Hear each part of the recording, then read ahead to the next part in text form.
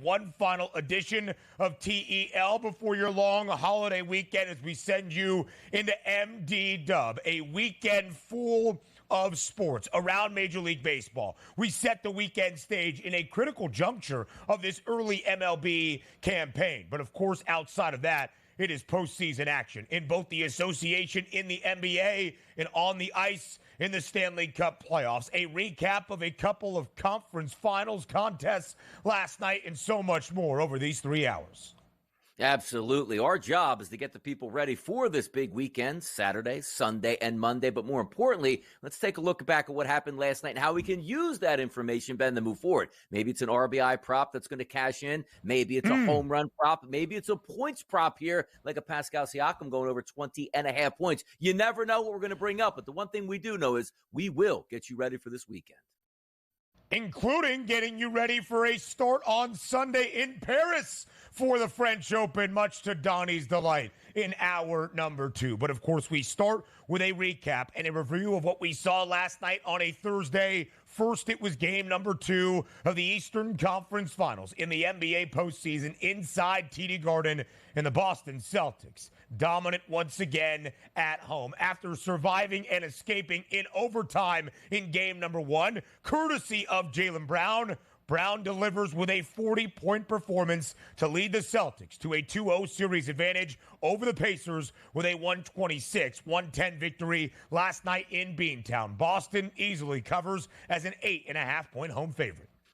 It was one of those games we talked about yesterday, two-pronged attack here. My favorite prop bet was Pascal Siakam over 20.5 points. He got that basically by the half, but also we saw that number, -9, creep down to 8.5. The public dog absolutely saying, you know what? That's too many points here. Did you see game number 1? We always know how this turns out. A 16-point victory by the Celtics. And have you heard these words before, Ben? Don't worry about it, man. Just tweaked my hammy a little bit. No big deal. Yeah. That's what happened to Tyrese Halliburton, exiting the game late in the third quarter for Indiana. Did not return for the rest of the game. Rick Carlisle saying he aggravated an injury he suffered earlier in the season. His status, though, very much uncertain and up in the air as we get ready to go to Indianapolis this weekend for game number 3. The Celtics now greater than a $2 favorite to win the NBA championship this season behind that 40-point performance from Jaylen Brown last night. Game number 1 of the Western Conference Finals in the Stanley Cup postseason. It's no longer Donnie right side. It's Donnie Draisaitl as his Edmonton Oilers in double overtime steal game number 1 in Dallas. 3-2 in double OT. Just about half a minute into that second overtime. It's not Draisaitl, it's Connor McDavid. That nets the game winner for the Oilers. They win game number 1 as a slight road underdog in Dallas, 3-2.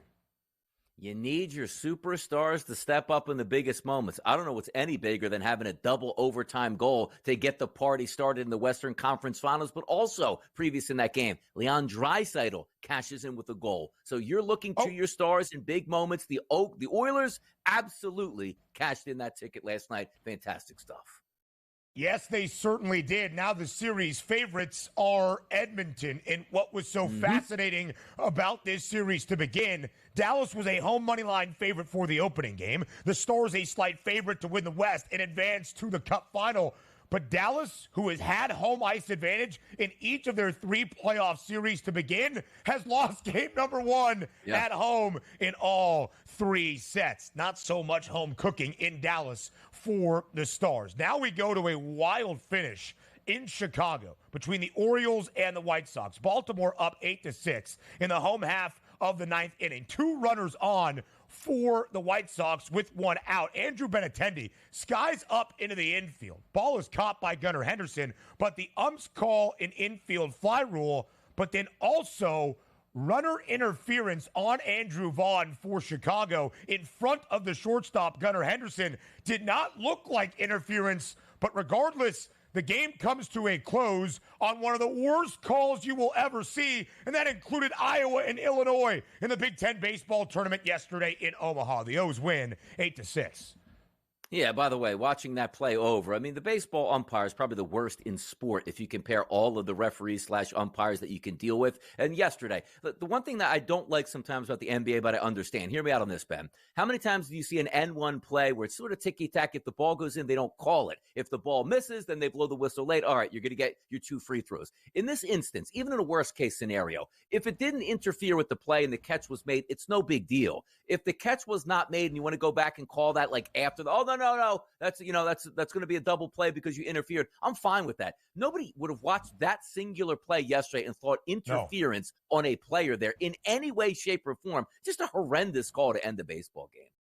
And I do believe the official call was an infield fly, so Gunnar Henderson making the grab wasn't even a part of it. It was insane. The Orioles win, snapping a 3-game skid after being swept in St. Louis by the Cardinals. The Phillies just keep sweeping everybody, make it 6 wins in a row for Philadelphia, completing the 4-game sweep yesterday over the Texas Rangers. Donnie's Phillies, the best team in MLB, with the 5-2 victory. The Phils are 37-14, and the Fightins have won 6 games in a row.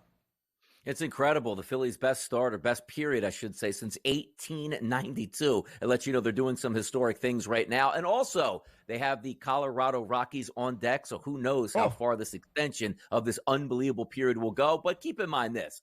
Look, it doesn't count. Like, you just swept the reigning World Series champions, but they're under 500, so Phillies' schedule, it's no big deal at this point. Anybody can do this. DRS is like starting this salty narrative. Where are you hearing this? On Sports Talk Radio, all WIP in Philly? Because I haven't heard it. They don't play anybody. They don't look at the record. They don't play any teams over 5. Look, it's hard to play teams that are over 500 in the season when you sweep every single one of them. So come on now. You're like Kirby Smart, a master motivator that had his reigning national champs convinced they were supposed to go 5-7. Speaking of college football and the entirety of the collegiate sports system as we know it, a historic day yesterday after all of the 5 power conferences, that includes the Pac-12 and the NCAA Board of Governors, has agreed to settle the House versus NCAA lawsuit, pretty much an antitrust lawsuit against the NCAA as an organization. What it means, college athletes can now be paid by their individual universities. A revenue-sharing model is about to begin in college sports.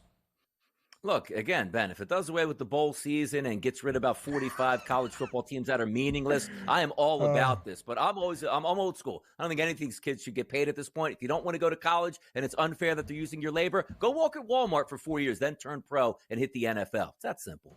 Yeah, but your labor at Walmart, you are then compensated for. That's the whole idea behind this system. A $2.7 billion with a B lawsuit now has been settled, and the NCAA will pay out $2.7 billion in back pay to former college athletes. So much to get into there. We'll do so a little bit later on. Last Friday, the entirety of the show was dedicated to Scotty Scheffler after being arrested prior to round number 2 of the 2024 PGA Championship. Well, video came out yesterday, released by the Louisville Police Department, that completely contradicts the police report and what Officer Brian Gillis said happened with Scotty Scheffler in that traffic situation.